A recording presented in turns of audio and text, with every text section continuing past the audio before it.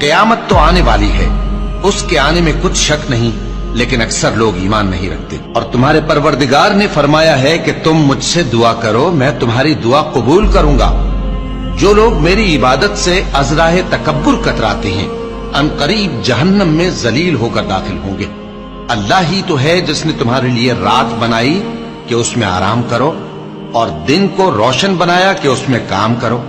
بے شک اللہ لوگوں پر فضل کرنے والا ہے، لیکن اکثر لوگ شکر نہیں کرتے۔ یہی اللہ تمہارا پروردگار ہے جو ہر چیز کا پیدا کرنے والا ہے، اس کے سوا کوئی معبود نہیں، پھر تم کہاں سے بھٹکائے جاتے ہو؟ اسی طرح وہ لوگ بھٹکائے جاتے تھے جو اللہ کی آیتوں سے انکار کرتے تھے۔ اللہ ہی تو ہے جس نے زمین کو تمہارے لیے ٹھہرنے کی جگہ اور آسمان کو چھت بنایا، اور تمہاری صورتیں بنائیں اور صورتیں بھی اچھی بنائیں، اور تمہیں پاکیزہ چیزیں کھانے کو دیں۔ یہی اللہ تمہارا پروردگار ہے، سو اللہ رب العالمین بہت ہی بابرکت ہے۔